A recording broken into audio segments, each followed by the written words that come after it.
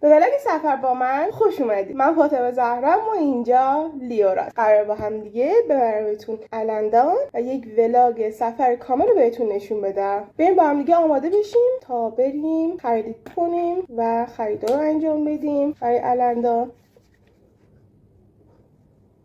و همونطور که میبینید عبام اونا رو پوشیدم.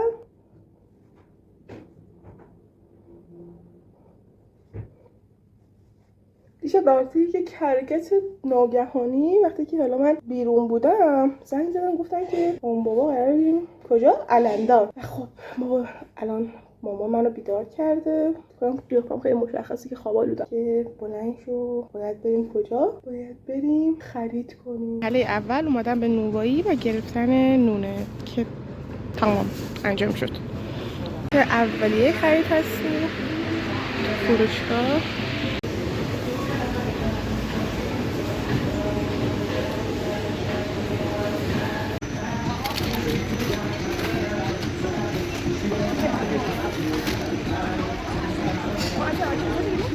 یکی گفت آقا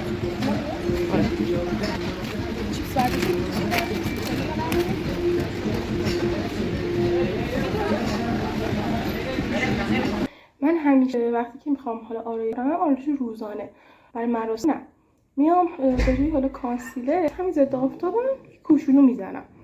حالا بعد از اینکه چیز استفاده کنم روش مورد نظرمون رو در میاریم. پشت چشممون رو با پودر فیکس خشک میکنیم، تکونش میدیم کوچیک‌تر خشکش کن.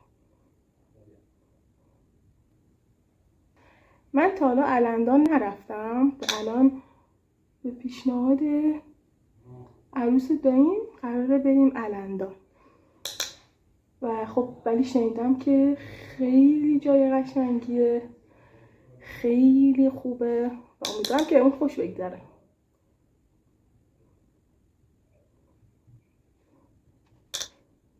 شاید بگید که چرا از پودر فیکس استفاده میکنه، شما صورتم خیلی عرق میکنه و ممکنه که همه چی رو خراب کنه.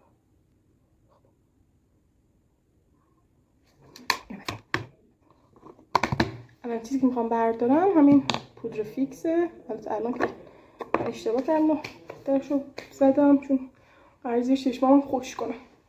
حالا نوبت اینه که از این سفیدی درش بیاریم. ببینید من چقدر سایه زیبایی دارم. این سایه اولین سایه‌ای که من گرفتم، هنوزم دارمش و دل نمیکنم ازش دیگه. خیلی دوستش دارم. از این رنگ کرمی اینا برمیدارم، براشمو تکون میدم و به صورت ضربه‌ای کل پلکم میکشم.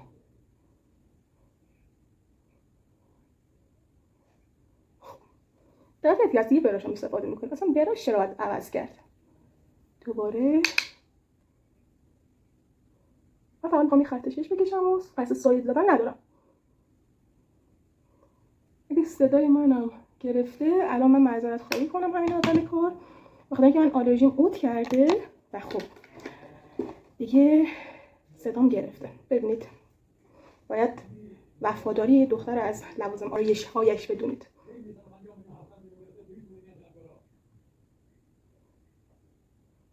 فقط در حد سیاه شدن داره چشم میکشم.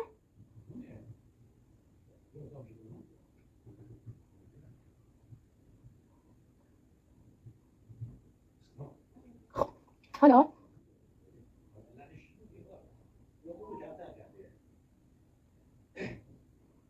خط اینجوری میکشم تا راحت‌تر بتونم خط چشم بکشم. قبل از اینکه خط چشم بکشم با یه دونه گوش واکن من زیرش رو قشنگ تمیز میکنم.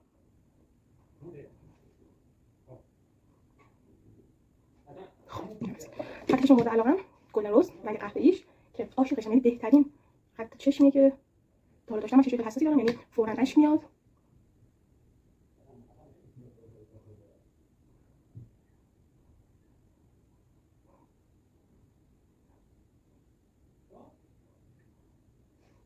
راحت کشیده میشه، سری خیلی خوبی داره و ماندگاریش هم به نسبت خوبه. یعنی ببینید این سریش نمیدونم الان دیده میشه یا نه؟ سری خیلی خوبی داره، یعنی خیلی راحت کشیده میشه. من میگم که عاشقشم.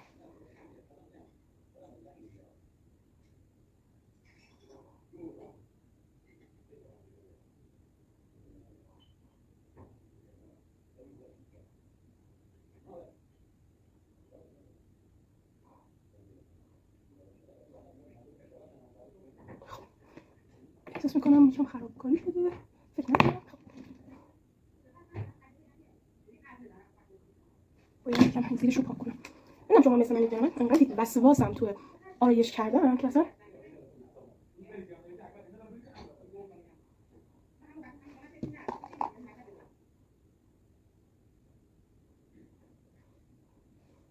خوب شد. نوفال یه ذره درستش کنم.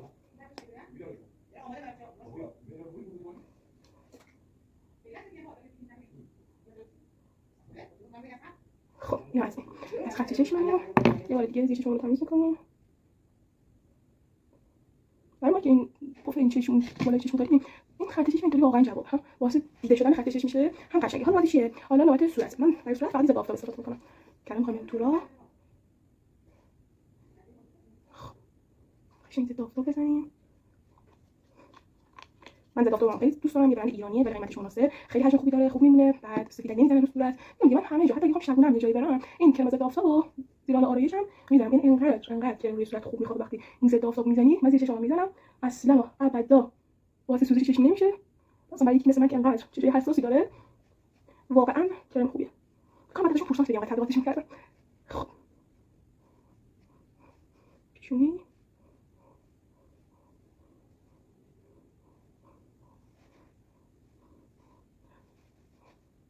شما بدون فیلتر عکس میگیرید؟ من جدیدن یعنی الان یک سالیه خیلی علاقه‌مند به این شدم که بدون فیلتر عکس و فیلم بگیرم و واقعا از خودم راضیم، چرا که واقعا آدم حس خیلی بهتری میگیره.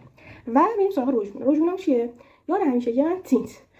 خب من اینطوری روژگونه تینت رو با عنوان روژگونه میزنم که اول یکمشو میگیرم، چون تینت های جوریه که مخصوصا این رنگ قرمز یه دفعه از دست در میره و خراب کنه. بعد یکم اینجا رو چون من میگم که دیروزم بیرون بودم اینا که تمیز. خب ببین روی براشم اینطوری میزنم، بعدش با اینطوری حجمشو کم میکنم و شروع میکنم به زدن. اینجوری اینا لک میفته، قشنگ فید میشه، ماندگارش هم 100%. یعنی صورت منی که انقدر عرق میکنه این ماندگاره دیگه. ببینید بقیه چطوره. خب لپامونم قشنگ قرمز میکنیم، گونامونم لپ واقعا کی نگران میگه لپ. خب گونامونم قشنگ قرمز میکنیم، یه کمی بریم روی شقیقمون و به این صورت دوباره الان تموم شد. ما یه بار دیگه بزنیم. بگم همین آرایش کردن نیم ساعت طول کشید. این ولاگش نیم ساعت بیشتر بزنیم. میدونید این چیه قضیهش؟ من مامانم اومده بود اتاقم مرتب کنه، بعد بهت میذارشه که مرتب کنه. من درش همینطوری زده بودم فقط، یعنی نبسته بودم. بعد میاد که اینو بذاره این شطلق چاپته میشه توی چیز، توی کشو میذارهشم و خب هم میزو کثیف کرد هم این تینته حروم شد. این برام میزنیم از اضافه همین رو که بینی جونه و این وسط پیشونی یکم. خب حالا اینو میذاریم کنار. از این تینت دیگه استفاده میکنیم برای لب. خب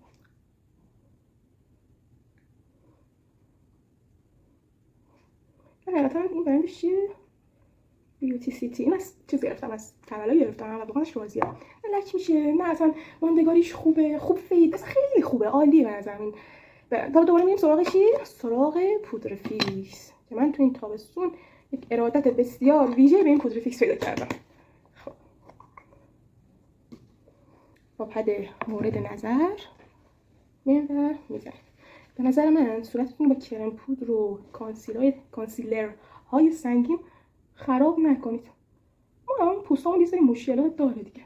بریم بالا با یکی سبکتر یکم اونو چیز کنیم. اینو که دارین میزنید روی دستتون اضافهشو بگید، یکم بیارم بالاتر زیر خط چشمم. خب اینا رو هم میزنم برای زیر گونه‌ام.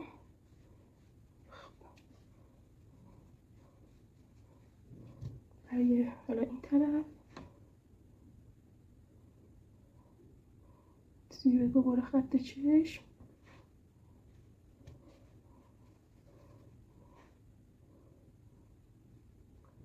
اینجا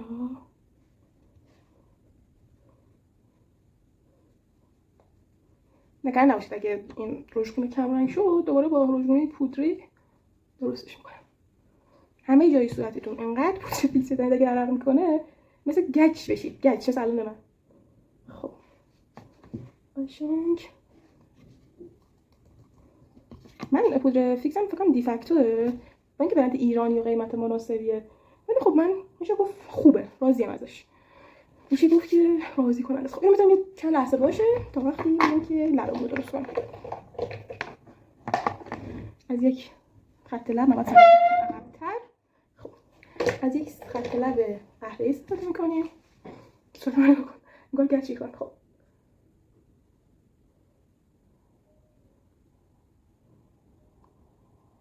من اصلا آرایش کردن بلد نیستم و اینا چیزاییه که تجربی یاد گرفتم و اکثرش درست در میاد. چیزی از من کپی نکنید، کپی که نه، یعنی نگید که مثلا از فلان یاد گرفتم و اینا، که من بلد نیستم، ممکنه که اوقات گم بخوره آرایشتون.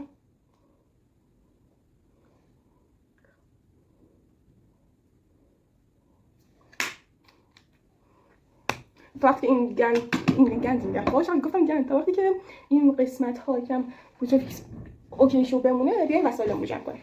وسایل من میخوام چی ببرم؟ روتین پوستین، لوازم آرایشیم. خب چی رو باید ببریم الان؟ ضد آفتاب، مرطوب کننده، تونه، دیگه چی داریم اینجا که باید ببریم؟ کرم دست. این آب میده؟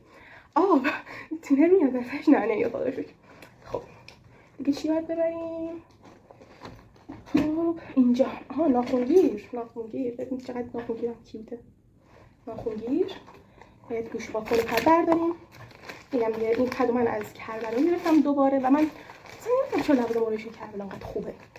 ببین من شاید همین ایرانم بخرم و خوب، ولی اونجا که میخرم کیف میکنم. به مقدار زیادی گوش باکن میذارم داخلش و میبندیم و میزنیم داخلش. من سفارشی گرفتم این بگو، این واش بگو، بعد احساس میکنم که اندازه بزرگتری مثلا باشه، این سایز بزرگاش. وقتی که اومد یعنی واقعا خورد تو ذوقم، چون انتظار داشتم یه چیز بزرگتر باشه، یه چیز بهتر باشه، اما متاسفانه نمیشه دیگه. خب این یکم از روتین پوستیامون میسلار واسرمون و فوم شستشومون هم تمومه و بریم برداریم. خب این از این میایم سراغ دومی چی باید برداریم؟ من کجا گذاشتم؟ دومی چی باید برداریم؟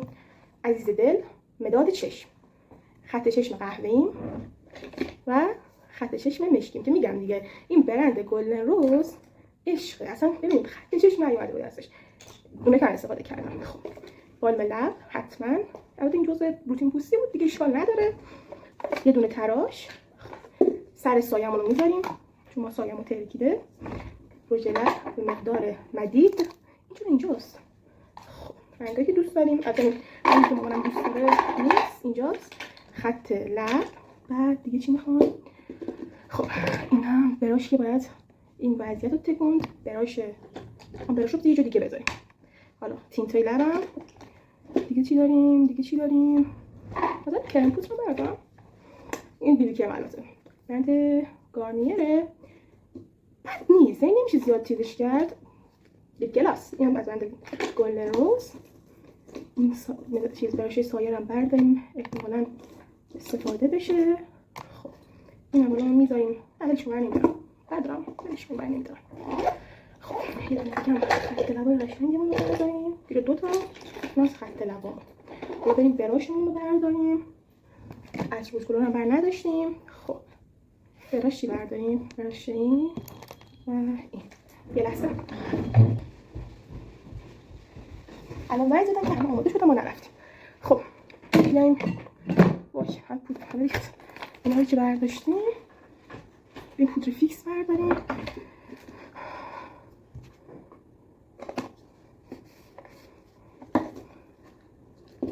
اینم برداریم از رو صورتمون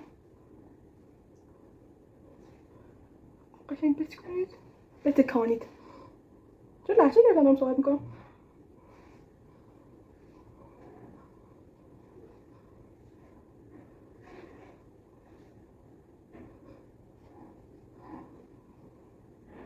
نکته که اینجا کشف کردم برای پودر فیکس اینه که ببینید وقتی زدید با انگشتتون اینطوری فیکسش کنید برای زیر چشم. خب اینا رو جمع کنیم. من باید این رژیمم هم تمدید کنم.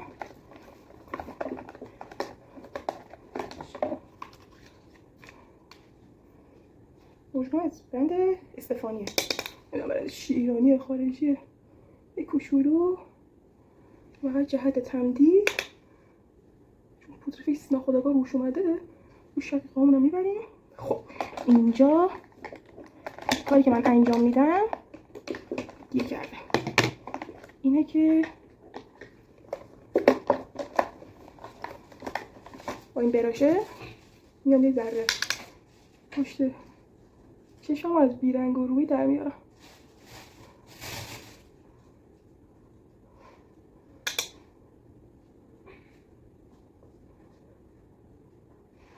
برم لباس بپوشم برگردیم بریم ادامه سفر. البته با دیس فلش از شما رو در حتما برمیداری که یه وقت اینجا بوی بد نگیریم.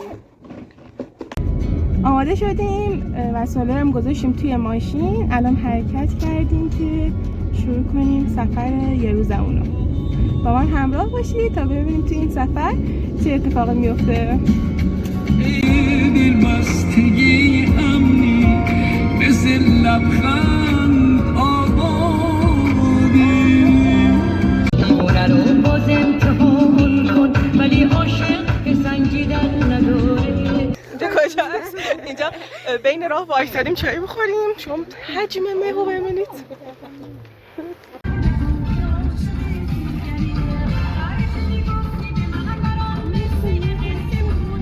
اینجا زمانی بود که ما تازه رسیده بودیم.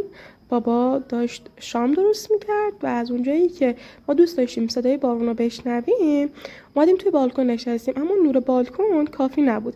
پس به سردای بنده رو میبینید که قرار بود نور نگه داره تا شام آماده بشه، ولی داشت به حالت کنسرت موبایلش رو تکون میداد.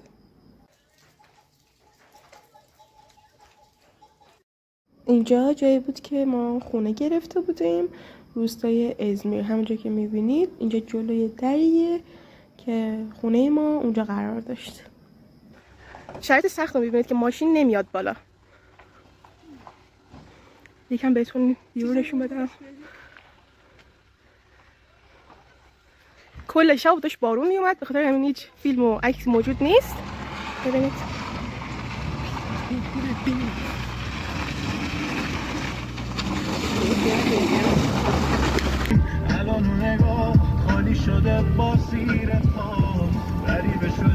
اینجا من ببینید که چقدر دارم هرس میخورم از اینکه هیچ کدومشون نمیتونن اون چیزی که توی ذهن منه از من بگیرن و متاسفانه آخرش هم نشد دیگه.